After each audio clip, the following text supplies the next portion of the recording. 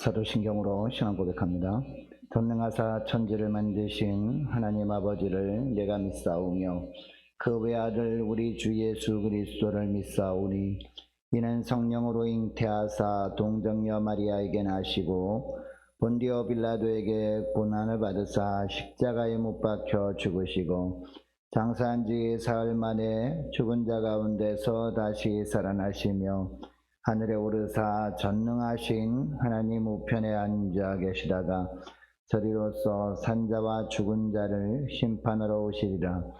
성령을 믿사오며 거룩한 공회와 성도가 서로 교통하는 것과 죄를 사하여 주시는 것과 몸이 다시 사는 것과 영원히 사는 것을 믿사옵나이다. 아멘. 찬송가 288장 찬송하겠습니다. 찬송가 288장입니다.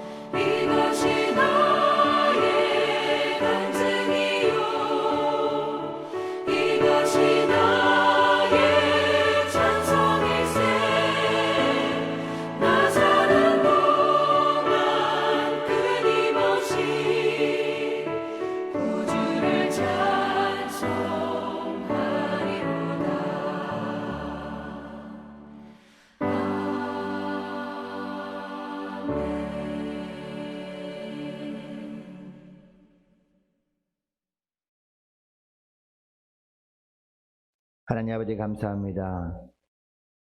오늘 새벽에도 추운 날씨이지만 저들의 마음을 주님께 향할 수 있도록 붙들어 주셔서 주님 부르심에 순종함으로 나오게 하심을 감사합니다.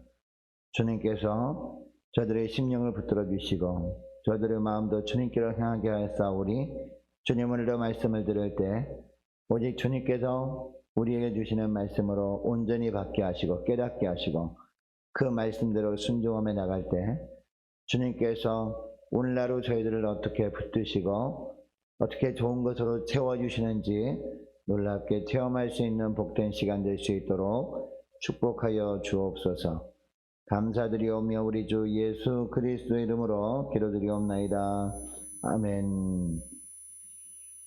자, 하나님의 말씀 역대하 24장 4절 말씀부터 16절까지 말씀 보도록 하겠습니다. 역대하 24장 4절부터 16절까지 말씀 보겠습니다. 그 후에 요아스가 여호와의 전을 보수할 뜻을 두고 제사장들과 레위 사람들을 모으고 그들에게 이르되 너희는 유다 여러 성읍에 가서 모든 이스라엘에게 해마다 너희의 하나님의 전을 수리할 돈을 거두되 그 일을 빨리하라 하였으나 레위 사람이 빨리하지 아니한지라. 왕이 대제사장 여호야다를 불러 이르되 내가 어찌하여 레위 사람들을 시켜서 여호와의 종 모세와 이스라엘의 회중이 성막을 위하여 정한 세를 유다와 예루살렘에서 거두게 하지 아니하였느냐 하니 이는 그 악한 여인 아달랴의 아들들이 하나님의 전을 파괴하고 또 여호와의 전의 모든 성물들을 바알들을 위하여 사용하였음이었더라. 이에 왕이 말하여 한 궤를 만들어 여호와의 전 문 밖에 두게 하고 유다와 예루살렘에 공포하여 하나님의 종 모세가 광야에서 이스라엘에게 정한 세를 여호와께 드리라 하였더니 모든 방백들과 백성들이 기뻐하여 마치기까지 돈을 가져다가 궤에 던지니라. 레위 사람들이 언제든지 궤를 메고 왕의 관리에게 가지고 가서 돈이 많은 것을 보이면 왕의 서기관과 대제사장에게 속한 관원이 와서 그 궤를 쏟고 다시 그곳에 가져다 두었더라. 때때로 이렇게 하여 돈을 많이 거두매 왕과 여호야다가 그 돈을 여호와의 전 감독자에게 주어 석수와 목수를 고용하여 여호와의 전을 보수하며 또 철공과 노쇠공을 고용하여 여호와의 전을 수리하게 하였더니 기술자들이 맡아서 수리하는 공사가 점점 진척되므로 하나님의 전을 이전 모양대로 견고하게 하니라. 공사를 마친 후에 그 남은 돈을 왕과 여호야다 앞으로 가져왔으므로 그것으로 여호와의 전에 쓸 그릇을 만들었으니 곧 섬겨 제사 드리는 그릇이며 또 숟가락과 금은 그릇들이라. 여호야다가 세상에 사는 모든 날에 여호와의 전에 항상 번제를 드렸더라. 여호야다가 나이가 많고 늙어서 죽으니 죽을 때에 130세라. 무리가 다윗성 여러 왕의 묘실 중에 장사하였으니 이는 그가 이스라엘과 하나님과 그의 성전에 대하여 선을 행하였음이더라. 함께 읽습니다. 무리가 다윗성 여러 왕의 묘실 중에 장사하였으니 이는 그가 이스라엘과 하나님과 그의 성전에 대하여 선을 행하였더라. 아멘. 로마서 12장 1절 말씀에 보면 우리 몸을 하나님이 기뻐하시는 산 제물로 드리라 라는 말씀이 나오죠. 자, 그러면 이 하나님이 기뻐하시는 산 제물로 드리는 것이 어떤 것인지 로마서 12장 2절에 설명을 하고 있습니다. 로마서 12장 2절 말씀에 보면 이 세대를 본받지 않는 것이다. 이것이 바로 이 하나님이 기뻐하시는 산 제물로 우리가 드려지는 것이다 라는 설명을 합니다. 이 세대를 본받지 않고 오직 마음을 새롭게 함으로 말미암아 이 하나님의 선하시고 기뻐하시고 온전한 뜻이 무엇인지 분별하며 사는 것, 이게 바로 하나님 기뻐하시는 산 제물로 드려지는 것이다 라는 것이죠. 자, 그러면 이것을 구체적으로 이 어떤 삶을 이렇게 말씀하고 있느냐. 자, 오늘 보면 1절 말씀해 보면요, 요아스가 왕위에 오를 때 나이가 7살에 불과했다라고 하고 있고, 그리고 2절에 보면 이 제사장 여호야다가 세상에 사는 모든 날에 요아스가 여호와 보시기에 정직하게 행하였다라고 하고 있습니다. 여호와 보시기에 정직히 행했다는 것은 다른 뜻이 아닙니다. 무엇보다 무엇을 우선했느냐? 하나님과의 관계를 우선했다는 겁니다. 하나님께서 도와주지 아니하면, 하나님의 은혜 베풀어 주지 아니하면 내가 한순간도 하나님이 나에게 맡기는 일을 제대로 감당할 수 없구나, 이것을 깨닫고 하나님과의 관계 회복에 온 정성을 쏟았다라는 겁니다. 이겁니다. 하나님과의 관계 회복을 위한 일에 최고 우선순위를 주는 것. 이게 바로 뭐다? 바로 하나님이 기뻐하시는 산 제물로 드려지는 삶이다라는 겁니다. 자, 4절 5절 말씀 보면 요아스 왕이 하나님의 성전을 보수할 뜻을 품고 이 제사장들과 그리고 레위 사람들을 모아서 성전 수리를 위한 경비를 모으라라고 합니다. 요아스가 이처럼 성전을 보수하려고 했던 까닭이 뭐냐? 7절 말씀에 나오죠. 7절 말씀 보니까 이 아달랴의 아들들이 성전을 훼손해 버린 겁니다. 뿐만 아니라 이 성전에 있는 기물들을 가져다가 여호와의 전의 모든 성물들을 바알들을 위한 일에 사용해 버렸기 때문이라는 겁니다. 여러분, 이 성전에 있는 은금 기명들은 하나님께 제사할 때만 사용했던 거거든요. 그런데 그것들을 가져다가 우상 숭배하는데 이 바알에게 드렸다라는 겁니다. 그 말도 안 되는 일인데 이렇게 했다라는 겁니다. 결국 이 하나님께 제사를 온전히 드리고 싶어도 하나님께 온전히 제사를 드리지도 못하는 환경에 놓이게 된 겁니다. 다른 어떤 것보다도 이 하나님을 바르게 섬기는 것이 우선되어야 한다는 것을 이 요아스는 알고 있었습니다. 왜냐하면 요아스 왕이나 아니면 그 당시에 대제사장 여호야다나 하나님을 경외했던 사람 아닙니까? 이 하나님을 경외했던 사람이니까 그 마음 가운데 하나님께 온전히 제사를 드리면서 하나님을 온전히 섬겨야 되는데 그러지 못한 안타까움이 있었던 겁니다. 그래서 제사장들과 레위 사람들에게 성전 수리를 위한 경비를 만들라, 이렇게 했던 겁니다. 자, 그런데 5절 말씀 마지막 부분에 보니까 이 명령을 받은 이들이 그 일을 빨리 처리하지 않았던 것 같습니다. 그래서 6절 말씀 보면 요아스 왕은요 이 대제사장 여호야다를 불러서 다시 명령을 내리죠. 여러분, 이처럼 요아스 왕은 다른 어떤 것보다도 성전 수리에 대한 열심이 있었던 왕이었는데 이렇게 했던 이유가 뭐냐, 다시 한번 말씀드리면 이 하나님의 은혜를 베풀어 주지 아니하면 왕으로서 남유다를 하나님의 뜻대로 이끌지 못한다는 것을 너무나 잘 알고 있었기 때문이에요. 그런데 그 하나님의 은혜가 내려지는 통로가 뭐냐, 하나님과의 관계 회복이라는 겁니다. 하나님께 나가서 하나님께 제사를 드리는 신용은 할 수 있습니다. 그러나 온 마음과 뜻을 다하여 정성을 다하여 하나님을 섬기기 위해서는 하나님께서 말씀하시는 방법대로 해야 되거든요. 그리고 이 성전에 있는 은금 기명들도 이 성전 밖에서 우상을 숭배하기도 하다가 또 성전에 갖고 와서 또 하나님을 섬기기도 하다가 이렇게 더럽혀지면 안 되는 것이었거든요. 이것을 잘 알고 있었기 때문이라는 것입니다. 여러분, 오늘 하루도 하나님께서 저와 여러분에게 주시는 일들이 있습니다. 교회에서 하나님이 맡기신 일들이 있고요, 가정에서 일들이 있고요, 세상에서 일들이 있을 겁니다. 어떤 일이든지 하나님의 영광을 위한 일이라면 하나님이 우리에게 맡기신 일이거든요. 그 일을 우리가 감당할 때 하나님의 은혜가 주어져야 하나님이 기뻐하시는 뜻대로 그 일을 하게 됩니다. 그리고 주님이 원하시는 풍성한 열매를 우리가 기대할 수 있는 것이죠. 여러분, 이것을 기억하시고 무엇보다도 하나님과의 관계 회복을 위한 일에 최고 우선순위를 둘 수 있는 오늘 하루가 될 수 있기를 원합니다. 자, 그리고 두 번째는요, 영적 영향력 있는 사람이 되는 거예요. 이게 바로 하나님이 기뻐하시는 산제물로 드려지는 삶이다라는 겁니다. 여러분, 요아스가 여호야다에게 재차 지시를 했음에도 불구하고 지지부진하니까 요아스가 어떻게 합니까? 직접 세금을 거두는 방법을 고안해내죠. 자, 8절 말씀 보면 헌금궤를 만들어서 성전 문 밖에 둡니다. 그리고 9절에 보면 그 후에 전국에 공포를 해서 모세가 정한 대로 성전세를 다 내도록 했습니다. 이렇게 했더니 10절 말씀 보면 모든 방백들과 그리고 백성들이 기뻐하며 마치기까지 돈을 가져다가 궤에 던졌다라고 하고 있습니다. 여러분, 다른 목적으로 돈을 거두려고 했다면 물론 왕명이기 때문에 순종하는 사람도 있을 겁니다. 그러나 그 마음 한편으로는 불편한 사람들도 왜 없었겠습니까? 그러나 하나님이 성전을 수리할 목적, 즉 주님을 위한 분명한 목적을 가지고 헌금을 하게 하니까 모든 백성들이 마음이 하나가 됐던 겁니다. 11절 말씀을 보니까 레위 사람들이 언제든지 궤를 메고 왕의 관리에게 가지고 와서 돈이 많은 것을 보이면 왕이 서기관과 대제사장에게 속하는 관원이 와서 그 궤를 쏟고 다시 그곳에 가져다 두었더라. 때때로 이렇게 하여 돈을 많이 거두매라고 하고 있습니다. 계속해서 헌금이 모인 겁니다. 성전 수리를 위한 헌금이. 백성들이 끊임없이 계속 와서 이 성전세를 냈던 겁니다. 그래서 이제 성전 수리하기에 충분할 정도 되었습니다. 뿐만 아니라 자, 14절 말씀 보니까요, 공사를 마친 후 그 남은 돈을 왕과 여호야다 앞으로 가져왔으므로 그것으로 뭘 만들었어요? 여호와의 전에 쓸 그릇을 만들었다라고 하고 있습니다. 성전 수리가 끝난 이후에도 돈이 다 많이 남아서 성전에 쓸 그릇들과 물품들까지 만들 정도였다라고 하고 있습니다. 그런데 14절 말씀 보시기 바랍니다. 14절 마지막 부분 보면 여호야다가 세상에 사는 모든 날에 여호와의 전에 항상 번제를 드렸더라라고 하고 있습니다. 여러분, 이 한 구절을 통해서 하나님께서 우리에게 하시는 그런 메시지가 있습니다. 여호야다 한 사람의 영향력을 보라는 겁니다.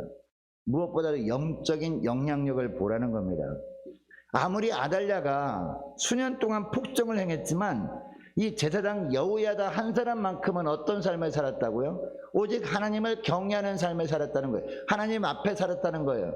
그러다 보니까 이 아달랴가 폭정을 이렇게 했지만 그의 마음을 막을 수는 없었던 거예요.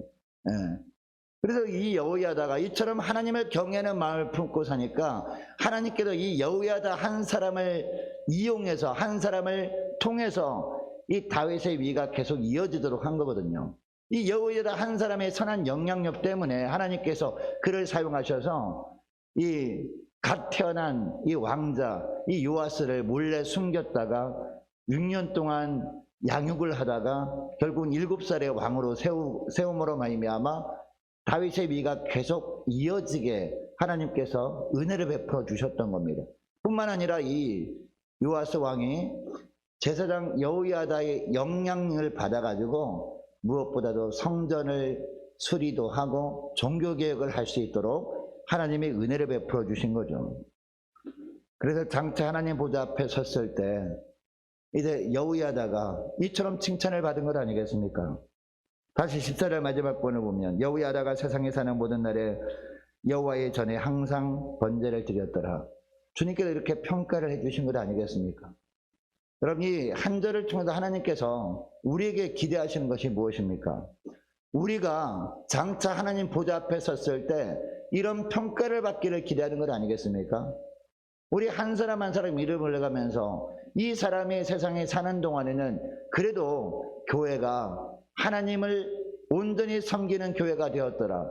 그래도 이 사람이 사는 동안에는 이 가정의 자녀들이 그래도 믿음으로 살았더라. 뭐 이렇게 평가를 받기를 주님이 원하는 것이 아닐까. 이 한 구절을 통해서 묵상해 보게 됩니다. 여러분, 이것을 기억하시고 무엇보다도 하나님, 저희들이 사는 동안에 주님 부르시는 그날까지 다른 어떤 영향력보다도 영적으로 선한 영향력을 끼치며 살게 해 주옵소서. 주님, 교회 안에서, 가정 안에서 영적으로 선한 영향력을 끼치며 살게 하여 주옵소서. 간절히 기도하는 이 시간 되시기를 원합니다. 그리고 15절 말씀부터 보니까 하나님 나라의 힘을 다해 섬기다가 마지막에 웃는 사람이 되어야 된다는 거야. 마지막이 행복한 사람이 되어야 된다는 겁니다. 15절 말씀 보시면 여호야다가 130세에 죽습니다.